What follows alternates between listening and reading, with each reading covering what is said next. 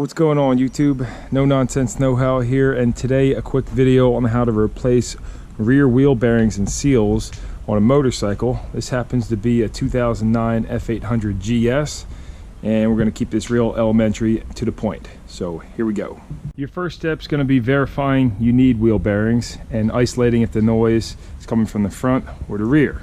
In this case, last couple rides I did, I heard a crunching coming from the back of the bike. So let's shake this wheel, see if we got any play, see if I can show you that noise. I've got the bike up on a center stand. If you don't have one of those, you can always lean it on the side stand and jack up the bottom of the bike. But grab the wheel check for any play. All right, you got a touch of play there. You shouldn't have any play. Rotate those. Same thing, touch of play there. And if I spin this wheel for you, you can probably hear the crunching noise I'm talking about. Almost sounds like a chain. Hopefully you can hear that a little bit. Now if you grab your wheel and you shake it and you have no play, next thing you're going to do is rotate the wheel, 20-30 degrees. Try shaking it again. Right now I got no play at this. Spin it again. A little bit more. Spin it again. Oh, right there I have the most play. So right there too, a lot of play. What I'm trying to say is if you grab it at 12 o'clock, 6 o'clock, you have no play, rotate a little bit, recheck, because sometimes that can be a little deceiving at first. You might rotate it to a certain spot and it has a ton of play. This same procedure is going to carry over to the front. If you have a problem with one, definitely check the other before you go ordering parts. I've already checked mine. It's good up there, nice and tight, and I have my new wheel bearings. So let's tear into this. Your next step is going to be pressure washing all the dirt and grime from this area before you go taking things apart. Now it's time to take the wheel off. Before you take yours apart, take a couple pictures if you're not super familiar with it. Mine, I'm going to loosen this 24mm nut, take these chain blocks out.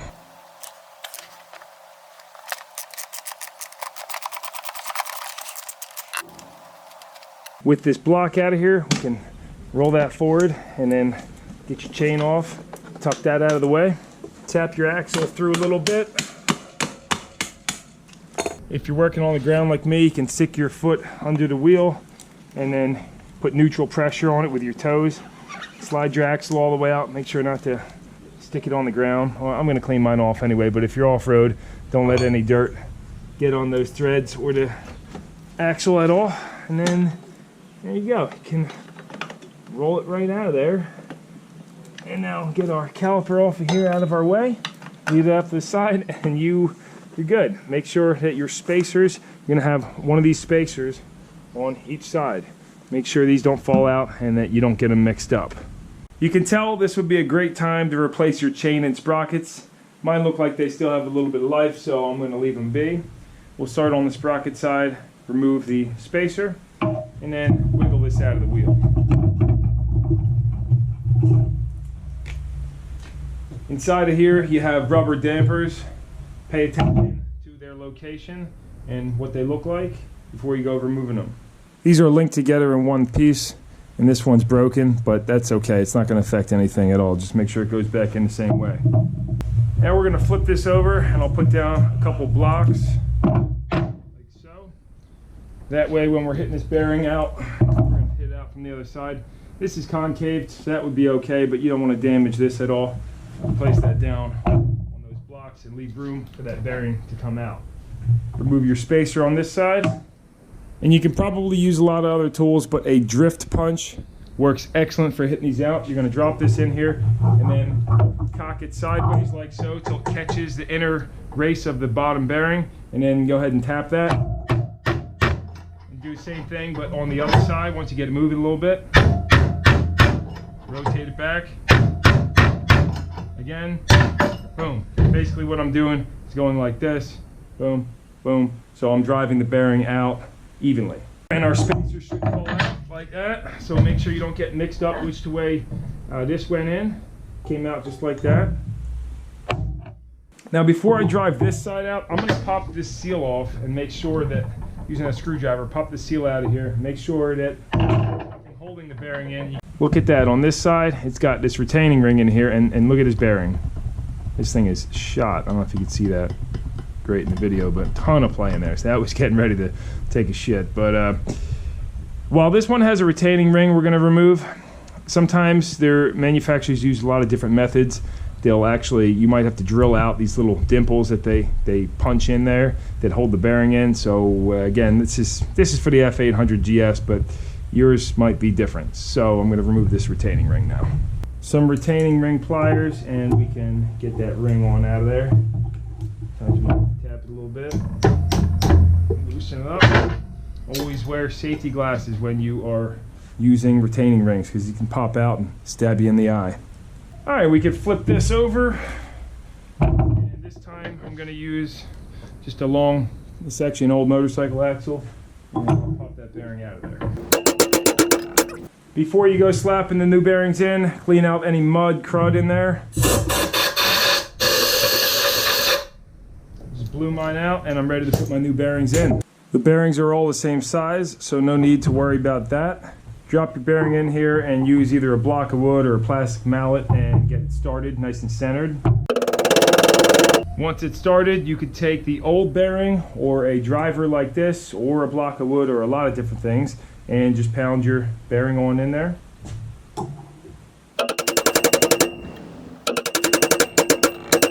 Until it bottoms out and stops.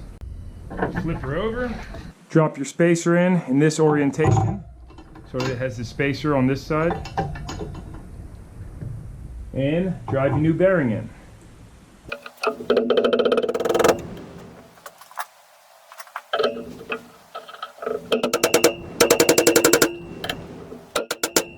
Make sure that it's nice and flush and that your retaining ring groove is fully exposed. So you put the retaining ring in. Here's just a close-up of this tool. It's just a seal driver or bearing driver.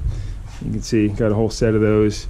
You can use the old bearing, but the main point to keep in mind here is you don't want to be hitting the inner race. You want it to be on the outer race or really across them both evenly, because if you hit the inner race, it loads up the bearings a lot. So drive it on the outer race, and again, if you clean, I don't like to use the old bearing in this case because there's metal and all that over them, but if you just use the old bearing and hit it in with that works pretty well too.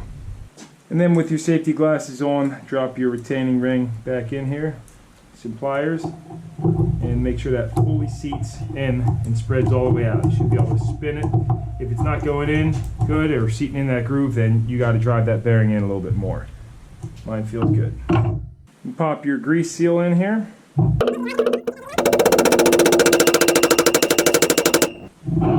This bracket, we will again pop the seal out and see if there's anything that holds the bearing in. We have a retaining ring once again, so get your retaining ring pliers and get that out of there. Let's flip this over, put it on a block of wood, and looks like we could just hit this spacer right here and it should come out. Nice and clean in here. We can pop our new bearing in. The spacer goes in this orientation, drops down in there, and then put your bearing in.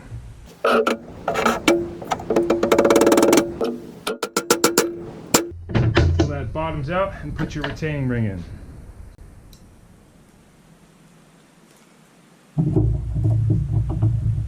Make sure that's fully seated once again, and we can pop our seal in here. You might opt to put a little grease in here. I'm going to just grease mine after the fact. And then let's drop the sprocket back in there. I'm going to put just a touch of silicone spray on these so that they slide in there, and then that should dry off. Otherwise it might be a little sticky getting it in.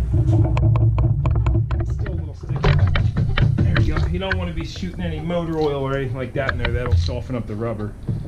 Make sure that's in there nice and good. I've cleaned both my spacers off, and then I'll just take a touch of Bel-Ray waterproof grease and take a dab and rub it inside and on the seal of both sides. And then I guess a touch here on a spacer too, but sometimes this invites the dirt to get clung in there, so you pretty much want to keep it on the inside and slide those spacers in their appropriate sides. Small one goes on the rotor side. I also like to clean all the old grease off the axle, make sure there's no dirt in the threads, and then take some of that same Bel-Ray grease and rub a very thin coating over the whole axle just to prevent it from getting seized in the future if water and moisture gets inside of there.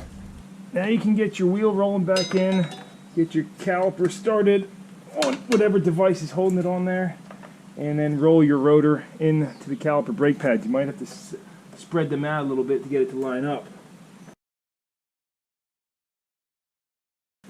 Once you have the rotor started in the pads, you should be able to see I got my foot under the wheel here. I don't know if you can see that, but you get your axle started. Again, make sure there's no dirt and crud up in here. And if you have everything lined up properly, you should be able to line the right side up and tap the axle into place. And take your chain, pull it over the sprocket, and roll that on. Make sure it doesn't get caught on those nuts. And then we have our adjusting plate, washer, and nut. Pop those on. If this is your first time doing this, definitely before you torque this down, verify you have this spacer in here, your caliper brackets in here properly and locked into the swing arm. So if you grab this, you can't go back and forth. Just has a touch of play there. And you have this spacer in over here. Everything looks good. You spun it. And as you tighten this down and torque it to your factory spec, make sure to continue spinning this and that it's not binding or anything like that. If it started binding or the swing arm was pinching in, that would mean you are missing a spacer or something is severely wrong. After you snug up the nut, this is the time to check your chain adjustment. I'm not going to show you that in this video since my chain adjustment's okay, but take a mallet and make sure that both sides are fully seated against the chain adjusters. The nuts on there. Torque on the F800GS is 75 foot-pounds or 110 Newton meters of torque. Done. Wheel spins nice and freely, no more noise, and no more play. Feels great. And that'll wrap this up. Hopefully I gave you lots of information that you need in there and didn't skip too much. Make sure to check the description down below for in case I add or missed anything. And for those links to any parts or tools I used in this video, check those out. If you buy through the links, that helps support the channel and whatnot. So yeah, if you want any more videos on the F800GS, let me know. And any questions or comments, you know where to put them.